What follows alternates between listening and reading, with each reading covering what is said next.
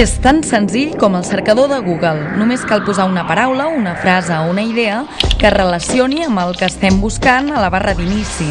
A partir d'aquí ens apareixeran els resultats que s'adiuen més a la nostra paraula clau. És possible que se'ns mostrin diferents formats que identificarem gràcies a la icona de l'esquerra. Un cop trobat el que buscàvem, només s'ha de prémer l'enllaç i podrem consultar totes les dades referents al document, entre elles els exemplars disponibles, la seva localització, a quin lloc de la biblioteca es troba i la situació actual de préstec. Per demanar un dels exemplars en préstec, necessitarem tenir el carnet de les biblioteques públiques de Catalunya.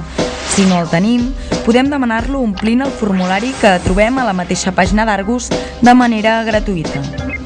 Si volem acotar encara més la nostra cerca, trobarem la possibilitat d'escollir diferents categories com el tipus de document, llibre, vídeo, CD, la ubicació del document físic, l'idioma o la data de publicació que permetran delimitar el nombre d'exemplars. Una altra opció és el suggeriment de cerques relacionades que ens indica altres temes vinculats que poden ser del nostre interès. Un cop tinguem un compte propi, gaudirem d'avantatges com poder reservar un exemplar online, guardar el registre del document o afegir una ressenya per tal de facilitar la cerca en futures ocasions. A més, dins el nostre espai personal, podrem crear llistes de documents, guardar les nostres cerques preferides o fins i tot anotar les valoracions dels arxius que consultem.